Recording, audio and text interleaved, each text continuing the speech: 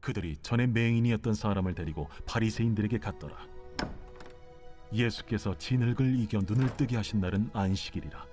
그러므로 바리새인들도 그가 어떻게 보게 되었는지를 물으니, 그 사람이 진흙을 내 눈에 바르매 내가 씻고 보나이다.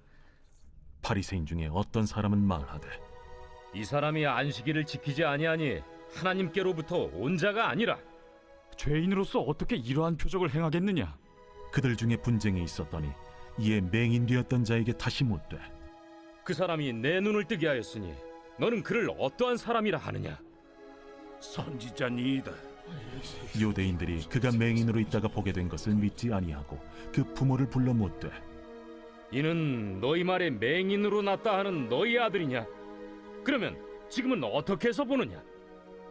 이 사람이 우리 아들인 것과 맹인으로 난 것을 아나이다. 그러나 지금 어떻게 해서 보는지 또는 누가 그 눈을 뜨게 하였는지 우리는 알지 못하나이다. 그에게 물어보소서. 그가 장성하였으니 자기 일을 말하리이다. 그 부모가 이렇게 말한 것은 이미 유대인들이 누구든지 예수를 그리스도로 시인하는 자는 출교하기로 결의하였으므로 그들을 무서워함이로라. 이러므로 그 부모가 말하기를 그가 장성하였으니 그에게 물어보소서 하였더라. 오늘 하나님의 말씀으로 하루를 시작하시는 커맨시 교회 모든 성도님들을 축복합니다. 사랑하는 여러분, 한 주간 평안하셨습니까? 요즘 뉴스나 인터넷을 보면 가스라이팅이라는 말이 참 많이 나옵니다. 남의 심리를 교묘하게 조작해서 멀쩡한 사람을 바보로 만드는 것, 그것이 바로 가스라이팅입니다. 너가 틀렸다, 너가 보는 것이 진짜가 아니다, 내 말이 정답이다, 이렇게 자꾸 속삭이면 나중에는 자기 자신조차 믿지 못하게 하는 그런 것이 바로 가스라이팅. 참 무서운 일 아닙니까? 그런데 오늘 본문을 보니까 이 거대한 가스라이팅의 현장이 나타납니다. 그리고 이 거대한 가스라이팅의 정면으로 맞선 아주 용감한 사람이 한 명 나오는데, 태어날 때부터 앞이 안 보였던 맹인입니다. 평생을 어두운 바닥에서 구걸하며 살았습니다. 그리고 남들이 던져주는 동전에 목숨을 걸었던 사람입니다. 그런데 어제 본문은 이 사람이 인생의 처음으로 빛을 본 사건을 기록합니다. 예수님을 만나서 눈을 뜨게 되어서 세상의 빛을 접하게 되었습니다. 엄청나게 큰 일이죠. 그리고 누구에게나 축복받을 일인데, 온 동네 사람들이 잔치를 벌여도 모자랄 판인데 여기에서 기가 막힌 일이 벌어집니다. 눈을 뜨자마자 이 사람이 마주한 것은 축한가 아니라 검열이었습니다. 소위 종교 지도자라는 사람들이 몰려와서 이 사람을 다그치기 시작하죠. 너 고쳐준 사람 안식일을 어겼으니까 죄인이야. 그러니까 너가 눈을 뜬 건 잘못된 거야. 너가 본 세상은 감격이 아니라 죄책감에 살아야 돼. 이것이 바로 세상이 우리를 대하는 방식입니다. 지금 본질적인 내용은 주님의 은혜로 눈을 떴는데 세상은 자꾸 우리에게 다시 절망으로 씌우려고 하는 그 사건이 나타난 것입니다. 너의 신앙은 가짜다. 세상은 그렇게 돌아가는 것이 아니다. 이렇게 말하면서요. 오늘 우리는 함께 본문을 살펴보면서 눈을 뜬 자의 외로운 싸움을 통하여 우리가 끝까지 지켜내야 할 것은 무엇인가 생각해 보도록 하겠습니다. 14절입니다. 여기에는 아주 중요한 단서가 있습니다. 예수께서 진흙을 이겨서 눈을 뜨게 하신 날은 안식일이다. 당시 바리새인들에게 안식일은 목숨보다 귀했습니다. 그들의 법전에 따르면 안식일에 진흙을 이기는 것은 반죽하는 노동이었고 그것은 불법이었습니다. 그들에게는 한 인간이 고통에서 해방된 것, 병이 고쳐진 것은 관심 밖입니다. 오로지 자기들이 만들어 놓은 종교적 시스템이 깨졌다는 것이 훨씬 더 중요했던 것입니다. 그런데 우리 한 가지 생각을 해볼 요소가 있습니다. 왜 예수님은 굳이 진흙이라는 도구를 사용하셨을까? 그냥 말씀 한마디로 고치셔도 되는 예수님이시지만 이것은 의도적으로 진흙을 사용하였다는 단서를 우리에게 힌트로서 제공합니다. 여러분 창세기 2장 7절을 기억하십니까? 하나님이 사람을 무엇으로 짓습니까? 흙으로 빚으셨습니다. 즉 예수님은 지금 단순히 시력을 회복시켜 주신 것이 아니라 망가진 피조물을 다시 빚으시는 새 창조의 사역을 하고 계셨다라는 것이 요한이 진흙을 기록한 의도입니다. 안식일의 진짜 주인으로서 고장난 인생을 수리하여서 진짜 안식을 주려고 하신 사건이 오늘 본문의 핵심 내용이죠. 그렇지만 껍데기만 붙들고 있는 바리새인들에게는 안식일은 해방의 날이 아니었습니다. 오히려 사람을 가두고 통제하는 도구로서 안식일이 사용되었습니다. 우리의 신앙생활 잘 생각해 보아야 됩니다. 우리가 바리새인과 같은 모습을 가지고 있지는 않은가? 사랑은 온데간데 없고 제도와 형식만 남아서 살아있는 주님의 말씀을 거절하고 있지는 않는가 생각해 볼 필요가 있습니다. 상황은 점점 악해집니다. 바리새인들이 치유받은 사람을 불러다가 취조를 하기 시작했습니다. 그런데 이 사람들이 선택한 전략은 아주 치졸합니다. 무엇입니까? 바로 현실을 부정하는 것입니다. 뭐라고 질문합니까? 이 사람이 진짜 날 때부터 맹인이 맞긴 하냐? 우리에게 사기치는 건 아니냐? 진실이란 것이 자신들의 기득권과 충돌하니까 아예 그 진실 자체를 없애버리려고 하는 것입니다. 심지어 그 부모까지 불러서 겁을 줍니다. 부모의 대답이 21절에 이렇게 기록이 되어 있습니다. 현대어로 하면 이런 말이죠. 우리 아들이 눈을 뜬 건 맞는데 누가 고쳤는지는 모릅니다. 걔가 다 컸으니까 직접 물어보세요.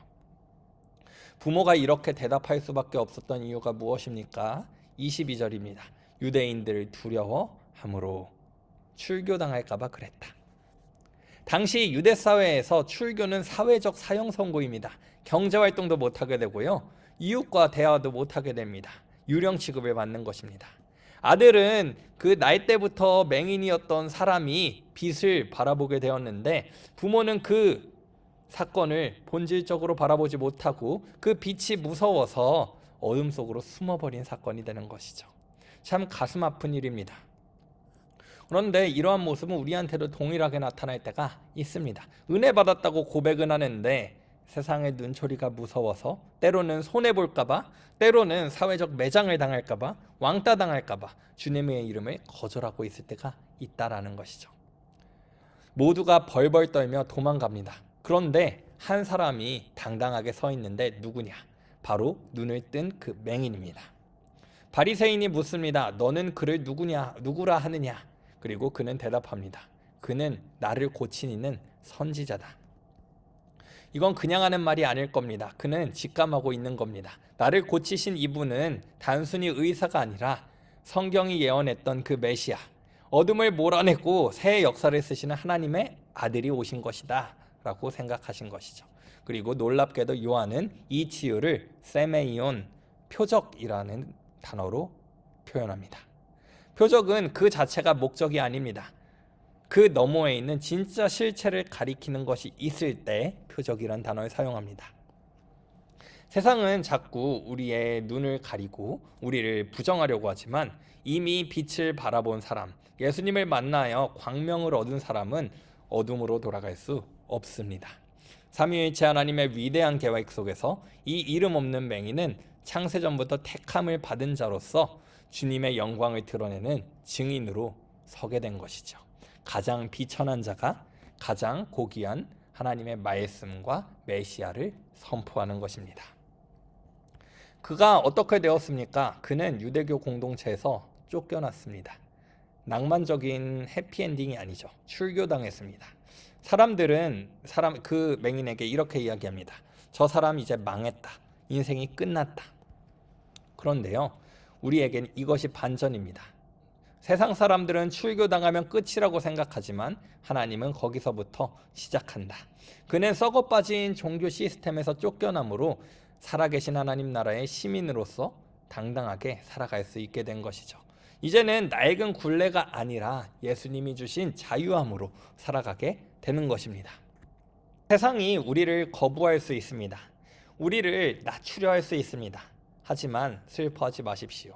그것이 어떠한 것을 우리에게 가르쳐 주냐면 우리가 예수님을 만나서 광명을 얻은 자라는 사실을 증명해 주는 것입니다. 빛이 어둠에 비치면 어둠이 싫어하는 건 당연한 이치입니다. 바리새인들은 눈을 뜨고도 예수를 못 보는 맹인이었고 오늘 고침을 받은 맹인은 눈을 감았을 때부터 이미 믿음으로 예수님을 만나고 있었던 것입니다. 말씀을 맺겠습니다. 저와 여러분도 이 맹인과 같이 하나님을 만나 예수님을 만나서 광명을 얻은 자입니다. 그러니 오늘 본문에서 맹인이 보여준 것처럼 이 세상의 가스라이팅에 당당히 맞서십시오. 내가 내일 아침에 혹은 오늘 이제 출근하는 직장길 앞에서 상사가 부당한 요구를 하면서 이게 세상을 사는 지혜야 라고 할 때 우리는 그 기준에 매몰되어 살아가는 것이 아니라 하나님의 말씀으로 하나님 말씀에 의해 살아가는 사람들이다 선포하시길 바랍니다. 육아와 집안일에 지쳐서 내 인생은 여기에서 끝인가 라는 우울함이 몰려올 때도 주님이 진흙을 이겨 맹인의 눈을 고치셨듯이 이 평범한 일상 속에서 나를 새롭게 빚고 계신다라는 그러한 믿음 가지고 살아가십시오. 세상이 여러분을 계속 공격할 것입니다. 하지만 여러분은 세상의 방식을 따르지 말고 하나님의 말씀을 따라서 빛의 자녀답게 살아가십시오. 여러분이 믿는 그 말씀이 진짜고 우리가 고백하는 예수님이 참된 승리자란 것을 늘 기억하시기 바랍니다. 이 말씀 기억하시면서 오늘 하루도 믿음으로 넉넉히 승리할 수 있는 저와 여러분 모두가 되기를 주님의 이름으로 간절히 축원드립니다. 기도하겠습니다. 오늘도 살아계셔서 우리에게 말씀으로 우리가 살아갈 방향을 말해주시는 하나님 너무나도 감사합니다. 우리가 이 눈을 뜬 맹인처럼 세상의 가스라이팅에 맞서서 당당히 살아가길 원하오니 우리의 생각과 마음과 의지를 지켜주시옵소서. 세상이 우리를 공격하는 것 당연한 것이란 것을 발견합니다. 하지만 그것에 타협하고 그것 때문에 실망하고 낙심하는 것이 아니라 그것을 오히려 우리가 살아가는 이유로서 하나님께서 말씀하신 빛의 자녀가 그렇게 살아가는 것이 당연하다는 것을 기억하면서 이 소망을 잃지 않고 살아갈 수 있도록 하나님 우리의 삶을 인도하여 주시옵소서. 오늘 하루 가운데 주님이 도와주실 것을 기대합니다. 우리의 삶을 가장 좋은 길로 인도하여 주시고 우리를 통해 영광 받아 주시옵소서. 오늘도 살아계셔서 역사하고 계시는 예수 그리스도의 이름으로 기도드립니다. 아멘. 이 시간 오늘도 주님 주신 말씀을 붙잡고 기도하며 함께 나아가도록 하겠습니다. 함께 기도합니다.